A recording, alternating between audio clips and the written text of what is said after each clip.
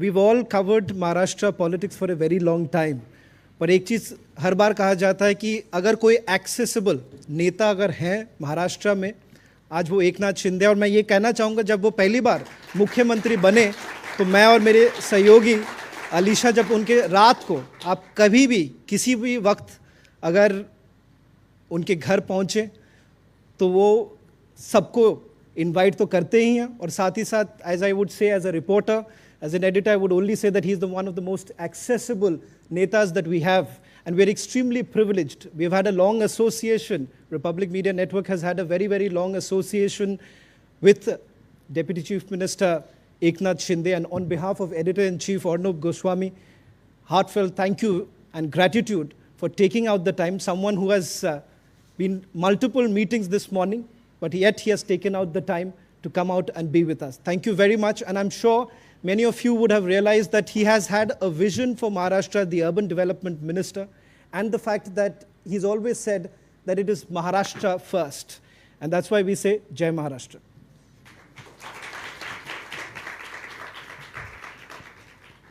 श्रवण ji, accessibility की बात की आपने। Accessibility, simplicity and credibility is my identity.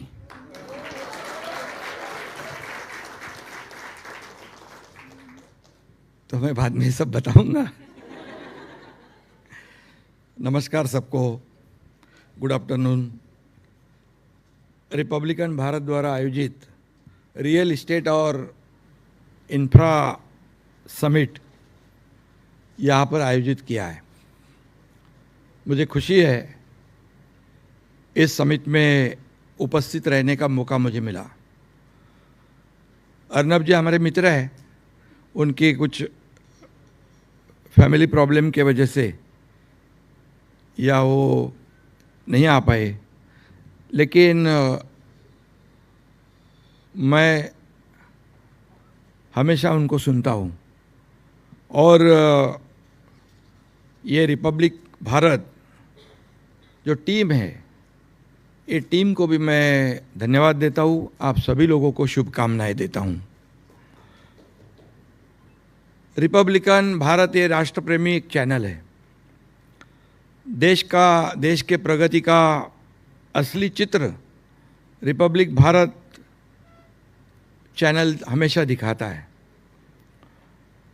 News और व्यूज़ दोनों एक साथ देने का काम रिपब्लिक टीवी करता है ना। और हमारे देश के लोकप्रिय और यशस्वी प्रधानमंत्री मोदी जी के विचार को भी और उनके देश के प्रति जो सपना है उसको भी जनता के सामने कई बार रखने का काम आप लोगों ने किया, ये भी मैंने देखा है। आज जब मीडिया में उल्टी सीधी बातें छपती है, खबरें, तब मन में सवाल उठता है, सच क्या और झूठ क्या है। तब एक ही बात मैं कहता हूँ, रिपब्लिक भारत देखिए, सच्चाई अपने आप सामने आ जाएगी।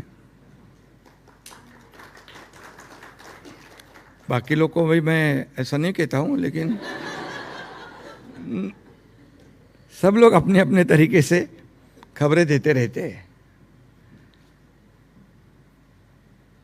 और इस चैनल के प्रमुख और देश के सबसे डायनामिक पत्रकार अर्नब जी को भी मैं धन्यवाद देता हूँ, उनका अभिनंदन करता हूँ। और आपका टैगलाइन है, नेशन वांट्स टू नो। ये अभी सिर्फ टैगलाइन नहीं बल्कि एक आंदोलन बन चुका है। सबको एक क्यूरियोसिटी रहती है।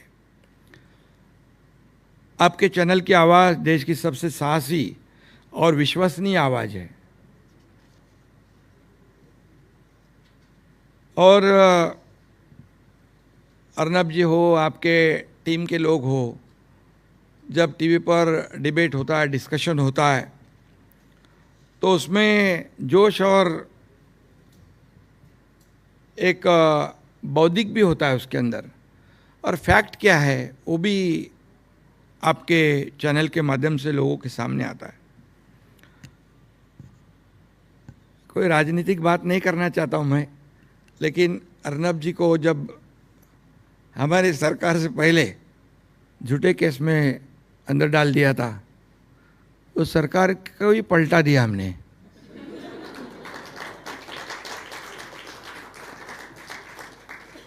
सही है ना? टांगा पलटी कर दिया। आसान बात नहीं थी। और इसलिए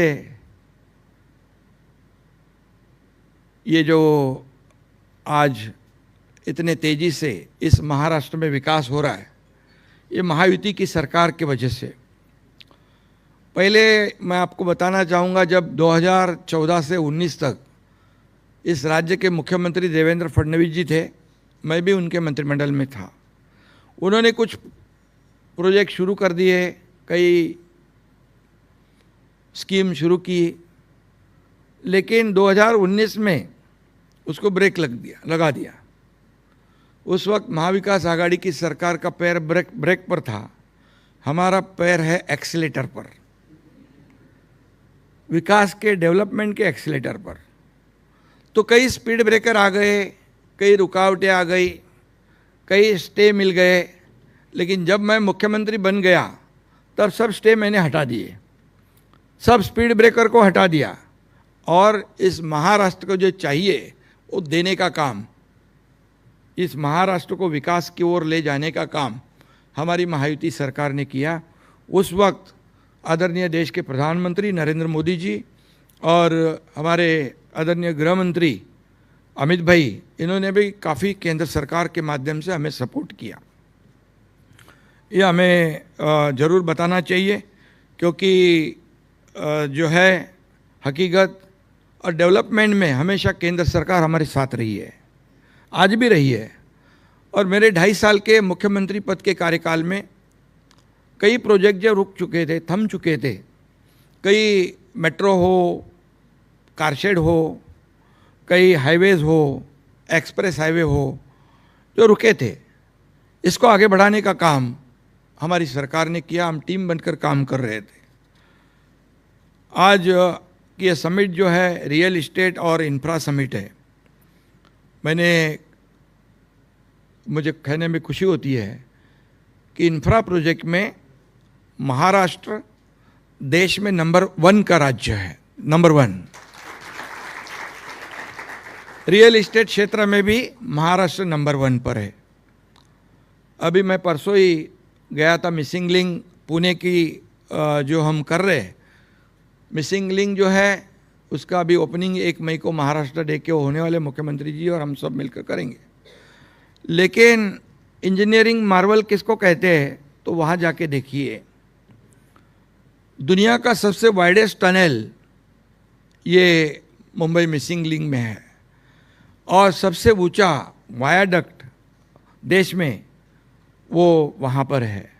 चैलेंजिंग के बावजूद हमारे MSRDC डिपार्टमेंट ने उसे पूरा किया है।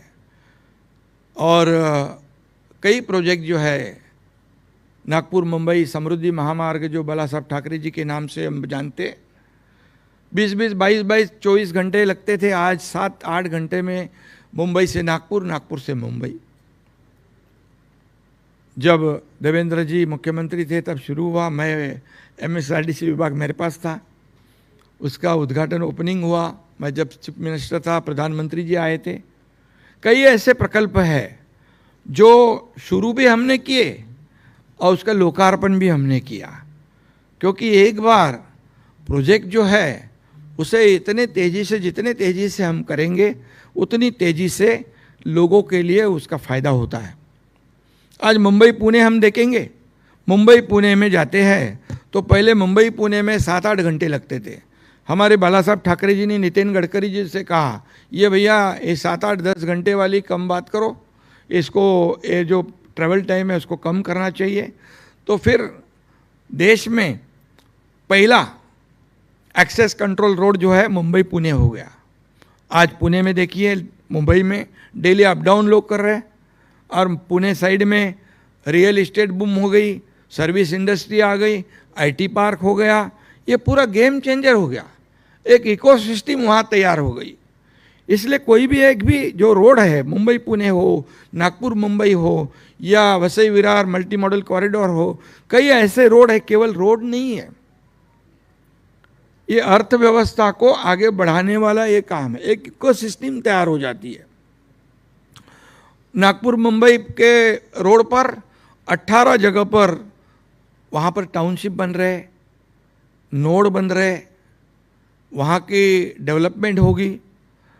तो सिर्फ नागपुर मुंबई सिर्फ रोड नहीं है, एक ये गेम चेंजर प्रोजेक्ट है। और इसलिए हम जितने जल्दी उसको कंप्लीट कर सकते हैं उतनी जल्दी हम कोशिश करते हैं। लैंड एक्विजिशन, नागपुर मुंबई का लैंड एक्विजिशन आपको बताऊंगा, कई लोग अचंभे में पड़ गए, कई लोगों ने सवाल खड़े किए कि इतनी जल्दी कैसे हुआ। मेरी पहचान करते समय आपने कुछ बताया था, तो मैं आपको बताऊंगा कि पहले तो नागपुर मुंबई समृद्धि एक्सप्रेस जो है उसको ज़मीन देने को कोई तैयार नहीं था। बोले हमें पैसे मिलेंगे कि नहीं पता नहीं। मैंने कहा मैं मंत्री हूँ, as a witness Eknath Shinde ने उनके डॉक्यूमेंट पे साइन कर दी।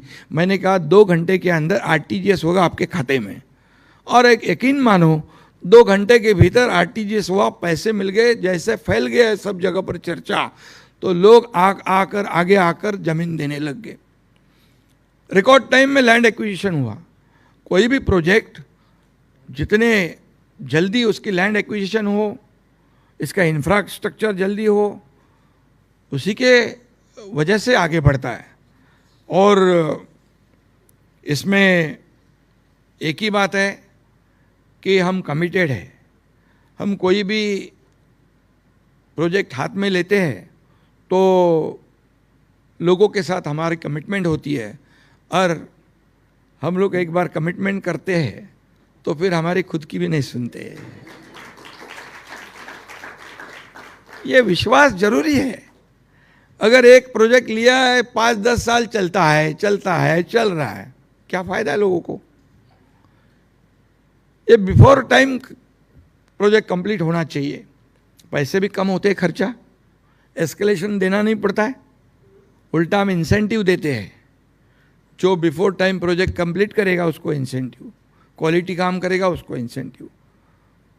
तो इसके वजह से ही ऐसे बड़े बड़े प्रोजेक्ट जो है आगे बढ़ रहे हैं।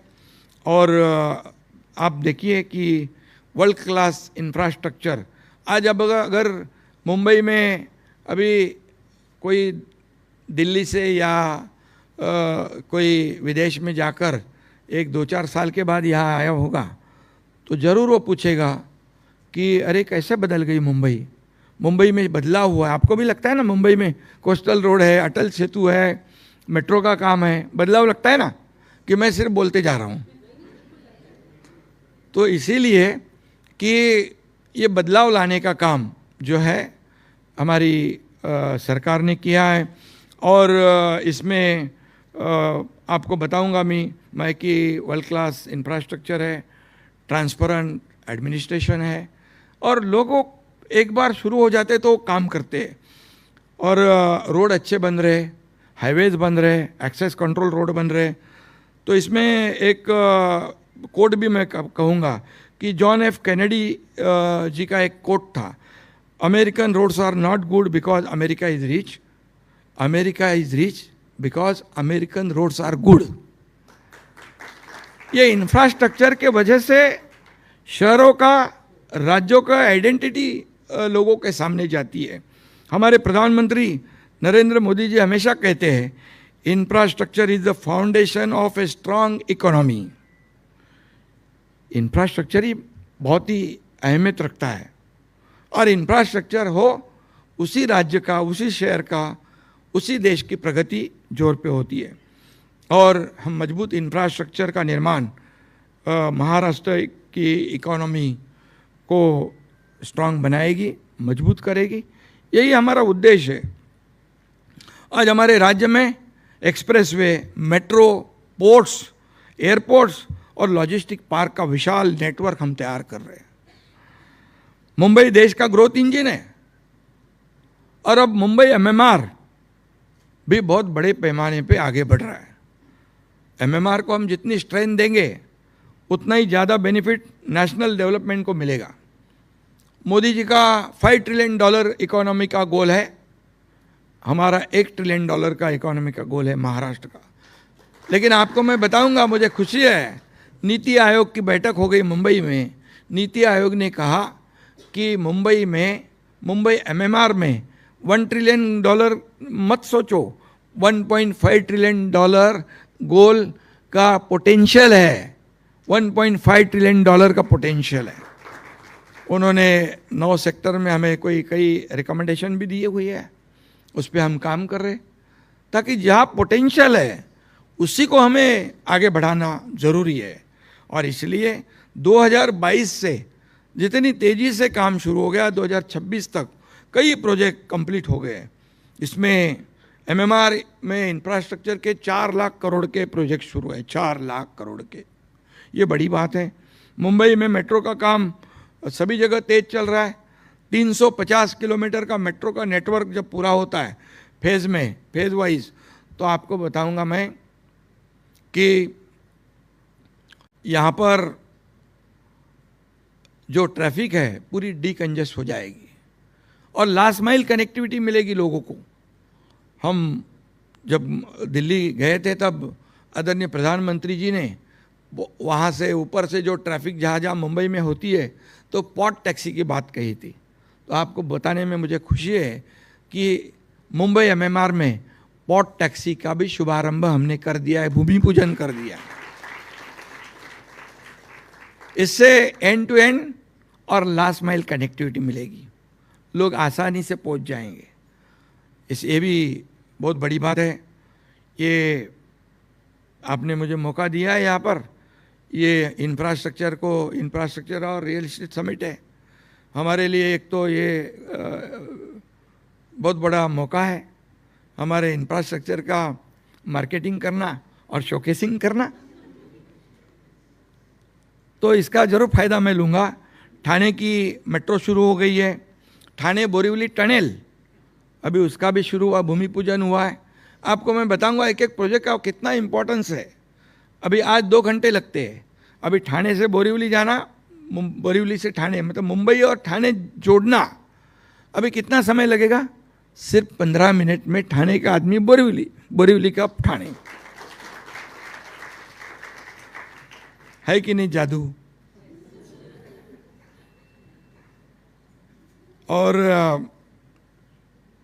आप लोग भी सब जगह जाते हो, दुनिया में इंफ्रास्ट्रक्चर देखते हो, तो मुझे खुशी है।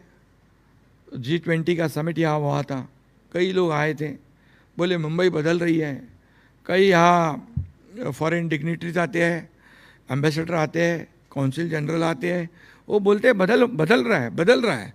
तो जो हमें और खुशी होती है और ज़्यादा जोर से हम काम करते हैं। और यही वजह है कि मुंबई में, एमएमआर में, महाराष्ट्र में, नासिक में, पुणे में, नागपुर में, कई जगह पर ये डेवलपमेंट हो रही है। ये डेवलपमेंट सभी पूरे महाराष्ट्र के रीजन में हो रही है और इसका फ़ायदा जरूर होगा। नवी मुंबई में एयरपोर्ट बन गया, अटल सेतु से उतरे तो एयरपोर्ट पहुंच जाएंगे। अभी मुंबई में एयरपोर्ट में कितनी भीड़ भाड़ है आपको पता है। नवी मुंबई में एयरपोर्ट बन गया और हम लोग तीसरा एयरपोर्ट वाढवन में बना रहे, पालघर में। तीसरी मुंबई जो है ये नवी मुंबई एयरपोर्ट में बनेगा। वहाँ भी कितने बड़े पैमाने पर लोग आ रहे हैं। वहाँ एडू सिटी हो रही, मेडी सिटी हो रही, स्पोर्ट्स सिटी हो रही, एरो सिटी हो रही है। ये अपने आप में इतना बड़ा डेवलपमेंट है कि ये डेवलपमेंट जो है ये राज्य को आगे लेके जाएगा और देश के ग्रोथ में, देश के विकास में भी बहुत बड़ा योगदान निश्चित रूप से होगा। छत्रपति शिवाजी महाराज इंटरनेशनल एयरपोर्ट जो 2032 तक, जिसमें 6 करोड़ अतिरिक्त यात्रियों को सफ़र करने का मौका मिलेगा, उस पर हमारी सरकार काम कर रही है। वाढवन पोर्ट का जो काम चल रहा है, 50 लाख लोग वहाँ पर रोजगार होगा उनको। गेम चेंजर वाढवन पोर्ट है, वहाँ पर इतना डीप ड्राफ्ट है तो वहाँ पर बड़े बड़े वेसल्स आएंगे, बड़े बड़े वहाँ लॉजिस्टिक पार्क होंगे लोगों को रोजगार मिलेगा। और मोदी जी ने 76,000 करोड़ रुपया केंद्र सरकार से हमें इस प्रोजेक्ट को दिए हैं। केंद्र सरकार और राज्य सरकार मिलकर कर रहे हैं। इतने बड़े प्रोजेक्ट यहाँ पर हो रहे हैं। आप बाकी तो बांद्रा वरली सीलिंग ये काफ़ी है। अभी हम बांद्रा वरली सीलिंग कर रहे हैं, अभी वर्सोवा तक जा रहे हैं। जो वेस्टर्न की ट्रैफिक है उसको कम करेंगे। वर्सोवा से आगे भाईंदर जाएंगे, भाईंदर से विरार तक जाएंगे। ये जो अभी 2, 2.5, 3 घंटे लगते हैं, आपको बताऊंगा तो यकीन नहीं होगा। सिर्फ आधे 1 घंटे के अंदर भीतर विरार से मरीन ड्राइव आदमी पहुंच जाएगा। विरार कहाँ है? विरार। और ये अभी आपने मौका दिया तो मुझे बताना तो पड़ेगा है। और आपको उसका जानकारी तो होनी चाहिए क्या क्या कर रहे हैं हम। और सिर्फ कागज में नहीं है, एक्चुअल काम हो गया है, हो रहा है, चालू है। जो यहाँ जो अटल सेतु है वहाँ से शुरुआत होती है, लेकिन मरीन ड्राइव का जो यात्री है उसको वहाँ तक पहुँचने के लिए शिवडी वर्ली एलिवेटेड कॉरिडोर लगभग 60% पूरा हुआ है।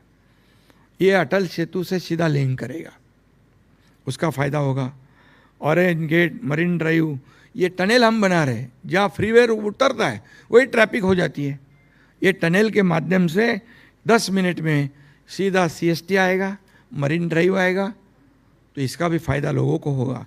ईस्टर्न फ्रीवे जो है, आप लोग गए होंगे ईस्टर्न फ्रीवे से, अभी सीधा ये अहमदाबाद रोड को हम जोड़ रहे हैं। ईस्टर्न फ्रीवे से सीधा एलिवेटेड करके छेड़ा नगर से through Thane, Gaimukh, fountain hotel, वहाँ से जो एक मीरा भाईंदर में जाते हैं और फिर एक रोड जाता है अहमदाबाद को, वहाँ तक का भी बड़ा प्रोजेक्ट कर रहे हैं।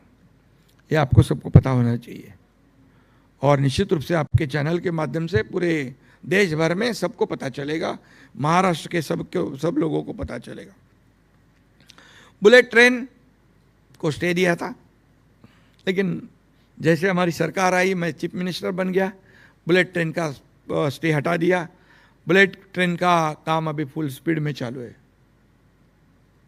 बुलेट के गति से शुरू ऐसा कहूँगा मैं। दिल्ली मुंबई एक्सप्रेसवे है, कई प्रोजेक्ट है। अभी मैं इतना प्रोजेक्ट बताने जाऊंगा कि आप सुनने को थक जाएंगे, इसलिए मैं इतना ही कहूँगा कि हमारी सरकार इंडस्ट्री और टूरिज़्म को भी बढ़ावा दे रहे हैं। इसमें लगभग इंडस्ट्रियल क्लस्टर का जो प्रोग्रेस का काम शुरू है हमारा, लगभग $10 बिलियन का इन्वेस्टमेंट होगा। इसमें कई, जैसे मैं जब चीफ मिनिस्टर था तो दावोस गया था वर्ल्ड इकोनॉमिक फोरम में, मुझे लगा नया सरकार है, कौन भरोसा रखेगा, लेकिन तभी भी 4 लाख करोड़ के MOU साइन हुए। सेकेंड टाइम में गया उतने MOU साइन हुए। अभी हमारे देवेंद्र जी गए, 12 से 15 लाख करोड़ के MOU साइन हुए। और कन्वर्जन रेट जो है, सिर्फ MOU साइन करना बड़ी बात नहीं है, लोगों का भरोसा जीतना वो बड़ी बात है। उनको सिंगल विंडो क्लियरेंस देना, उनको तुरंत लैंड हैंडओवर करना, उनको कई परमिशन है वो तुरंत देना।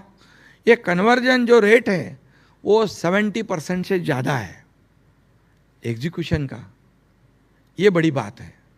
और इसलिए मुझे खुशी है कि यहाँ पर कई ग्रोथ सेंटर हो रहे हैं, लाखों लोगों को रोजगार भी मिलेगा और कई लोग उसमें काम करेंगे। इसमें MMRDA बहुत अहम भूमिका निभाती है। और महाराष्ट्र ने $500 मिलियन का GDP का टारगेट पूरा कर दिया है। अभी $1 ट्रिलियन, $1 ट्रिलियन की तो बात मैंने कही है कि $1.5 ट्रिलियन का हमारा जो पोटेंशियल है। मुंबई के डेवलपमेंट के 3 मेन पिलर है महाराष्ट्र के, infrastructure strengthening, modern transportation system और अफोर्डेबल हाउसिंग। हम इन 3 फ्रंट पर काम कर रहे हैं। कृषि क्षेत्र में के बाद, एग्रीकल्चर के बाद सबसे ज़्यादा रोजगार देने वाला क्षेत्र क्या है? आपका real estate is the second largest employment provider after agriculture. कितने लोग काम करते रियल इस्टेट में? आपको बताऊंगा मैं, कोविड में जब रियल इस्टेट का हालत खराब था, वो एक्चुअल ऑक्सीजन पे था, अगर हम मदद नहीं करते थे वेंटिलेटर पे जाते। हमने उनको प्रीमियम में, स्टैम्प ड्यूटी में, कई टैक्सेशन में 50% का सहूलियत दिया। रेवेन्यू भी बढ़ गया कोविड में और उनके काम भी हो गए, रियल इस्टेट को बढ़ावा भी मिल गया। मैं जब यूडी मिनिस्टर था तब मैंने देखा ये अगर एंड यूज़र जो हमारा कस्टमर है उसको अगर फ़ायदा देना है हमको तो रियल इस्टेट को थोड़ा हेल्प करना पड़ेगा। तो यूनिफाइड DCPR हमने कर दिया, उसमें कई रिलैक्सेशन दे दिया। FSI के मामले में कई रूल्स हमने चेंज कर दिए ताकि अभी वो इंच मापते नहीं, वो डायरेक्ट अभी P लाइन को मेजर करते हैं, क्योंकि कबर्ड, बालकनी और क्या क्या है उसमें गिनते थे लोग। अभी रियल इस्टेट को, फ्लावर बेड, अभी रियल इस्टेट को कहा हमने कि आपको हमने बहुत दिया है, आप अभी लोगों को दे दो, एफोर्डेबल हाउसिंग बनाओ, उनको अच्छे घर बनाओ, अच्छे घर दे दो। तो इसका फ़ायदा हमारे कस्टमर को होता है, इसकी हमें खुशी है। एफोर्डेबल हाउसिंग ये हमारी प्रायोरिटी है और इसमें ये करना है, स्लम फ्री सिटी करना है। हमारे बाला साहब ठाकरे जी तब कहते थे कि 40 लाख लोगों को मुफ्त में घर देना चाहिए। तब लोग कहते थे कि कैसे होगा ये मुमकिन है, ये नामुमकिन है, ऐसे कहते थे। लेकिन मुझे खुशी है कि आज मैं यूडी मिनिस्टर भी हूँ, मैं हाउसिंग मिनिस्टर भी हूँ, इसलिए स्लम फ्री सिटी और SRA क्लस्टर का हमने शुरुआत किया है। और आज मुंबई में जितने SRA रुके पड़े हैं, जितनी रीडेवलपमेंट की बिल्डिंगें रुकी पड़ी है, जो धोखादायक हो चुकी है, जर्जर हो चुकी है, कई डेवलपर ने उनको छोड़ दिया है, ये सब हमने क्लस्टर में लिया है। क्लस्टर ये महाराष्ट्र का पहला प्रोजेक्ट है। इसमें 50 एकड़ से ज़्यादा इकट्ठा ज़मीन आ जाती है, SRA प्रकल्प आ जाते हैं तो बड़े ओपन स्पेस मिलती है, ग्राउंड मिलता है, बच्चों को गार्डन मिलता है, एमिनिटी मिलती है, क्लब हाउस मिलता है, स्कूल मिलता है, सब कुछ मिलता है। तो वो काम जो डेवलपर ने छोड़ा है उसे हम टेक ओवर कर रहे हैं। कौन करेगा? MMRDA करेगी, BMC करेगी, सिडको करेगी, MIDC करेगी, MSRDC करेगी, SRA और म्हाडा के साथ में। और आपको लगता है कि मैं सिर्फ बोल रहा हूँ, आज रमाबाई अंबेडकर नगर देखिए, कामराज नगर देखिए, 17,000 घरों का प्रोजेक्ट SRA और MMRDA कर रही है, काम शुरू हो गया। 25 साल से उनको रेंट भी नहीं मिल रहा था, उनको घर मिलना तो बहुत दूर की बात है। 160 करोड़ रुपया रेंट, मैं CM था तब उनको जाके चेक के रूप में बांटा, तब उनको लगा हमें घर मिलने वाला है और घर की शुरुआत हो गई। थाना में भी 25, 30, 40 फ्लोर की बिल्डिंगें शुरू हो गई। कौन कर रहा है? थाना कॉरपोरेशन और सिडको। इसी के वजह से रियल इस्टेट जो है, या जो झुग्गी झोपड़पट्टी में जो लोग रहते हैं उनको एक अच्छा घर मिलेगा, उनका जीवन पद्धति बदल जाएगी। ये काम सरकार का है, सरकार नहीं करना चाहिए। और इसलिए जहाँ जहाँ स्लम है उसे उस स्लम फ्री करने के लिए हम पूरी कोशिश कर रहे हैं। और इसीलिए हमने एक डायनामिक हाउसिंग पॉलिसी लाई है जिसमें एफोर्डेबल हाउसिंग है, वर्किंग वुमन के लिए घर है, वो स्टूडेंट हॉस्टल है, मिल वर्कर जो है उनको कभी घर नहीं मिले थे, हम लोग मिल वर्कर को मुंबई MMR में 1 लाख लोगों को घर देने वाले हैं, जिनके वजह से मुंबई मिल वर्करों का योगदान मुंबई के लिए बहुत बड़ा है। ये सब पुराने वाले मामले जो है उसको हम आगे बढ़ा रहे हैं। पुलिस के लिए घर चाहिए, मैं जब चीफ मिनिस्टर था तो पुलिस बोले हमें घर नहीं है, कैसे चलेंगे, तो 15 लाख में उनको घर देने का निर्णय हमने लिया। 15 लाख रुपए में घर, अच्छा क्वालिटी का घर। आज कई कॉलोनियाँ जो पुलिस की है वो रीडेवलप हो रही है, उनको भी घर देंगे। सबसे बड़ा धारावी जो है, एशिया में नंबर 1 स्लम धारावी। कोई सोच ही नहीं सकता था कि धारावी हो जाए। कई लोग टीका टिप्पणी करते हैं, लेकिन मैं उनको पूछता हूँ कि आप लोग तो अच्छे घर में रहते हैं, बंगलों में रहते हो, अच्छे फ्लैट में रहते हो, तो वहाँ कैसे लोग रहते, जरा जाके देखिए तो सही। वो नजरिए से तो देखिए, पॉजिटिव एंगल से देखिए।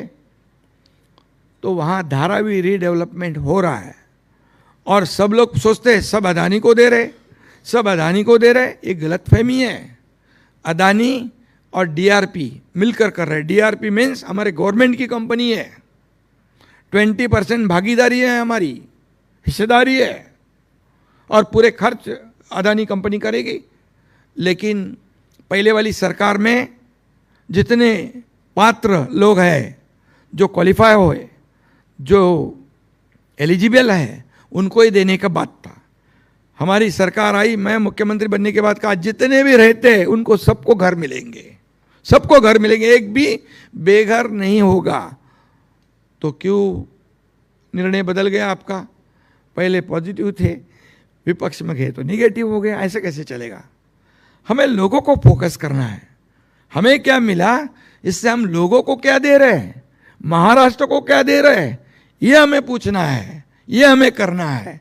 और एजेंडा हमारा बिल्कुल साफ है, डेवलपमेंट और आम लोगों के जीवन में बदलाव लाना, उनके जीवन पद्धति को ऊंचा करना, उनको सभी सहूलियत जो है, उनको सब एमिनिटी देना, ये काम हमारा है और उस पर हम काम कर रहे हैं।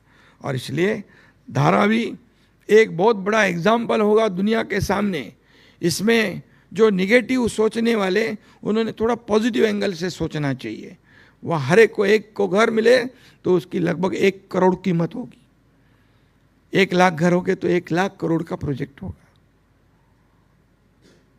तो ये भी हमें वहाँ जो आज गटर का पानी, टॉयलेट बाथरूम का पानी, गंदगी, ये सब हटाना है तो धारावी डेवलप करना ज़रूरी है। कामाटीपुरा हो, कई देखो कैसे लोग रहते थे, उसको हमने सैंक्शन कर दिया है। कई स्लम्स को, पतराचाल हो, कौन सा ये सब कितने नगर है, कई झुग्गी झोपड़पट्टियाँ है, उसको हमने सैंक्शन कर दिया है। अभी वहाँ पर ट्रांसपेरेंसी से काम होगा, वहाँ के लोगों को अच्छे घर मिलेंगे, अच्छे मकान मिलेंगे। हम कई जगह जाते हैं जब चाबी देने के लिए घर की, तो वहाँ के लोगों के चेहरे पे इतनी खुशी देखने मिलती है, क्योंकि उनको कभी ख्वाब में भी नहीं था कि घर मिलेगा। लेकिन हमारी एसआरए पॉलिसी और हाउसिंग पॉलिसी में हमने बदलाव लाया है। जिसकी कैपेसिटी है वही काम करेगा। पहले तो 2 साल 3 साल का भाड़ा एडवांस में जमा करेगा, रेंट, और उसके बाद उसकी फाइनेंशियल जितनी कैपेबिलिटी है वो देखकर ही हम उसको काम देंगे। ये हमारी सरकार ने किया है। और क्लस्टर का तो ये जो है वो आपको पता है कि ये महाराष्ट्र में ये क्लस्टर पूरे देश को, एक महाराष्ट्र में लिया हुआ निर्णय, इसका कितना फ़ायदा है ये हमें पता चलेगा, सब लोगों को पता चलेगा। हमारे सरकार में हम लोग एक पॉजिटिव और प्रैक्टिकल सब सॉल्यूशन देने का काम करते हैं। नहीं होगा ये बोलने को कुछ लगता नहीं, लेकिन नहीं होने वाला काम कैसे होगा इसको स्किल लगता है। और ये काम हम जानते हैं, हमारा काम करने का तरीका है no reason, on the spot decision, ये हमारी वर्किंग स्टाइल है। और इसलिए लोग आगे बढ़ रहे, लोग पॉजिटिवली सोच रहे, और इसलिए हम लोग सपने वो नहीं जो हम सोते हुए देखते हैं, सपने वो नहीं जो हम सोते हुए देखते हैं, सपने वो है जो हमें सोने नहीं देता। आज 18-18, 20-20 घंटे हम काम करते हैं, आप कितने बजे रात को आए थे? जो भी आते हैं रात को 12, 1, 2 बजे तक हमारा काम शुरू रहता है, मॉर्निंग तक शुरू रहता है। आखिरी आदमी को मिले बगैर हम नहीं जाते। तो ये भरोसा दिलाना और भरोसा कमाना ये बहुत बड़ी बात है। और इसलिए ये हमने अभी मेरा घर मेरा अधिकार, ये हमारी हाउसिंग पॉलिसी है। ये भी जैसे आपकी टैगलाइन है वैसे हमारी भी टैगलाइन है, मेरा घर मेरा अधिकार, और अधिकार हम दिला के रहेंगे। और कई प्रोजेक्ट हमने शुरू किए, सिर्फ कागज़ पर नहीं है। घाटकोपर रमाबाई का भी बताया आपको, मिल कामगार जो है 1 लाख मिल वर्कर को हम काम देने वाले हैं। और सिर्फ हंगामा खड़ा करना हमारा मकसद नहीं है। हमारी कोशिश है कि यह सूरत बदलनी चाहिए, बदलाव लाना चाहिए। हंगामा तो कोई भी खड़ा करता है, लेकिन काम करने वाले लोग चाहिए, लोगों के जीवन में बदलाव लाने की कोशिश करने वाले लोग चाहिए। और मुझे खुशी है कि कई निर्णय हमने लिए। ओसी नहीं मिलता था, बिना ओसी वाले 20,000 इमारतें हैं। ऑक्यूपेशन सर्टिफिकेट, 20,000 बिल्डिंग में कितने लोग रहते हैं सोचो, उनको भी हम फायदा दे रहे हैं। मुंबई में कई लोग भाड़े पे रहते हैं, पगड़ी पे, पगड़ी मुक्त मुंबई, ये भी हमने डिसीजन लिया है। मालिक को भी उसका नुकसान नहीं करेंगे हम दोनों को फायदा होगा। लेकिन ये पगड़ी कभी कभी तक रखेंगे, उसको कभी तो उनको मालिक बनाना ज़रूरी है।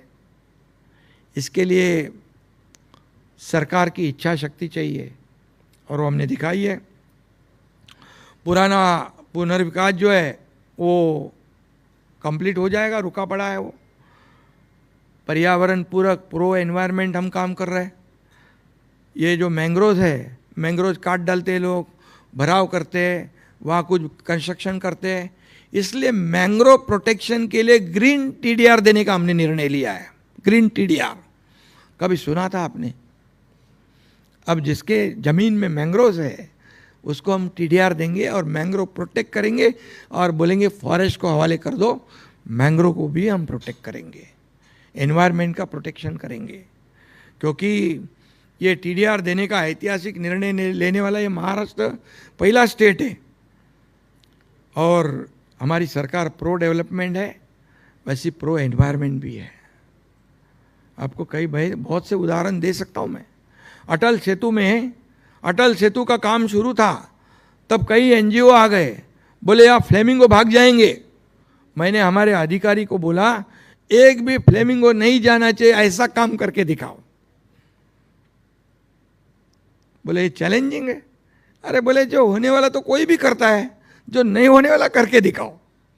तो आपको बताऊंगा मैं, काम करते समय noise barrier, river circulation drill का इस्तेमाल किया। आपको बताऊंगा, वही एनजीओ को बताया कि रिपोर्ट लाओ आपकी क्या है। बोले वो फ्लेमिंगो कम नहीं हुए, फ्लेमिंगो बढ़ गए। ये हकीकत है, ये हकीकत है। ऐसा काम हमने किया है। हमारे प्रधानमंत्री मोदी जी ने कहा था, if you want the process of development to be sustainable we have to work with the environment. हमें एनवायरनमेंट के साथ खिलवाड़ नहीं करना चाहिए। नहीं तो अभी देखिए कि क्लाइमेट चेंज, ग्लोबल वार्मिंग क्या है, बहुत तकलीफ। अभी कितनी गर्मी है, कहीं कहीं तो 45, 47। इसलिए हमें एनवायरनमेंट का ख्याल रखना चाहिए और नागरिकों को, जनता को हमें फ़ायदा देना चाहिए। पिछले 4 सालों में इंफ्रास्ट्रक्चर का काम इतना हमने बढ़ा दिया है कि आप खुद ही उसका जायज़ा लीजिए। और इसके लिए केंद्र सरकार भी हमें परमिशंस, फंड्स है प्रोजेक्ट के लिए महाराष्ट्र में बड़े पैमाने में देते हैं, क्योंकि हम रिलेशन उनसे जो है हमारे, वो हमें अच्छे रखने चाहिए। हमारे पहले वाली सरकार मदद मांगती ही नहीं थी, तो कैसे देंगे? घर लाके थोड़ी देंगे? कड़क सिंह बन के चलता है क्या? नहीं चलता। इसलिए हमारी सरकार को अगर महाराष्ट्र को कुछ पाना है तो हमें मांगना पड़ेगा। और जरूर केंद्र सरकार, आदरणीय प्रधानमंत्री मोदी जी मुंबई में आके भी, मुंबई में उनके स्पीच में भी उन्होंने कहा कि मुंबई हमारी देश की आर्थिक राजधानी नहीं, सिर्फ ये एक जागतिक शहर है और इसे हमें ग्लोबल फिनटेक हब बनाना चाहिए। और इसीलिए केंद्र सरकार की मदद से हम कई प्रोजेक्ट को आगे बढ़ा रहे हैं और इसलिए मैं उनको धन्यवाद देना चाहता हूँ आपके चैनल के माध्यम से। और बाकी world class infrastructure, skill, man power, ये तो सब आपको बता दिया मैंने। क्योंकि देखिए, कोई भी राज्य में इन्वेस्टर आते हैं तब उनको चाहिए शांति, उनको चाहिए वहाँ सुरक्षा, उनको चाहिए वहाँ का इंफ्रास्ट्रक्चर, उनको चाहिए स्किल मैन पावर, उनको चाहिए जल्दी जल्दी परमिशन। तो हमने वो कर दिया है क्योंकि यहाँ पर हमारा इंफ्रास्ट्रक्चर अच्छा है, स्किल मैन पावर है। देश की जीडीपी में महाराष्ट्र का योगदान 14% है, 14। देश का 30% एफडीआई सिर्फ अकेले महाराष्ट्र में है। इसलिए विश्वास तो करते हैं, इसलिए तो आ रहे हैं। आप विश्वास नहीं करेंगे, लेकिन महाराष्ट्र की इकोनॉमी पूरी दुनिया के जो छोटे मोटे देश है 35 देशों से बड़ी है महाराष्ट्र की इकोनॉमी। इसलिए महाराष्ट्र एक बड़ा राज्य है। एमएसएमई क्षेत्र में भी हमारा कंट्रीब्यूशन 14% है। औद्योगिक उत्पादन में 21 लाख करोड़ का पल्ला हमने पार कर दिया है। 2 साल में महाराष्ट्र की एक्सपोर्ट जो है डबल हो जाएगी, ये भी मैं आपको बताता हूँ। और मुंबई में भारत का सबसे बड़ा रोजगार निर्माण करने वाला मुंबई शहर है। यहाँ पर जो लाखों लोग हैं प्रत्यक्ष अप्रत्यक्ष रूप से रोजगार देती है। IT, banking, startup, entertainment, manufacturing और हेल्थ केयर जैसे क्षेत्रों में कई ऐसे अवसर हैं जो हम आगे बढ़ा सकते हैं। मुंबई में डिजिटल बैंकिंग है, यूपीआई, क्रिप्टो करेंसी है, ब्लॉकचेन टेक्नोलॉजी है से जुड़े हमारे स्टार्टअप है, जिनमें फिनटेक है, ई कॉमर्स है, हेल्थ केयर, हेल्थ टेक है, एडटेक है, डीप टेक है। ये स्टार्टअप हमारे पास है। और भारत में सबसे ज़्यादा यूनिकॉर्न स्टार्टअप मुंबई में है, जिसकी वैल्यू $1 बिलियन से ज़्यादा है। और इसलिए सब लोग यहाँ रहते हैं, खुशी से रहते हैं। और मुंबई को हमें वर्ल्ड क्लास बनाना है तो सब मिलकर इसको आगे बढ़ाना पड़ेगा। मैं आशा करता हूँ कि आप सबका इसमें सहयोग हमें मिलेगा। आपका सुझाव और अनुभव हमारे लिए इम्पोर्टेंट होगा। महाराष्ट्र सरकार सभी प्रकार के विकास के लिए प्रतिबद्ध है, ऐसा यहाँ पर मैं विश्वास दिलाता हूँ। और आखिर में जाते जाते चंद पंक्तियाँ कहता हूँ मैं। विकास की नई ऊंचाई छूकर रहेंगे हम, विकास की नई ऊंचाई छूकर रहेंगे हम, सपनों को हकीकत में बदल कर रहेंगे हम, अंधेरा चीर कर सूरज को बुलाते हैं हम, विकास की ज्योति जलाकर नई सुबह बनाते हैं हम, नई सुबह बनाते हैं।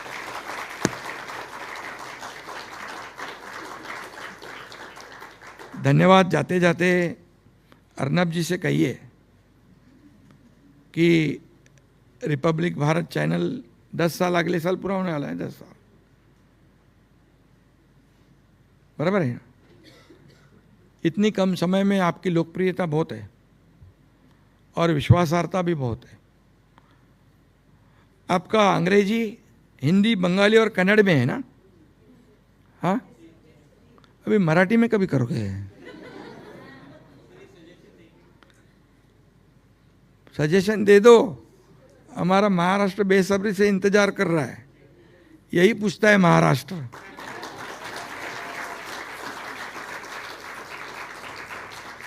धन्यवाद। जय हिंद, जय Maharashtra.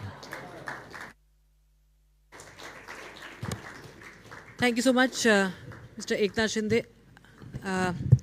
I'll just, in fact,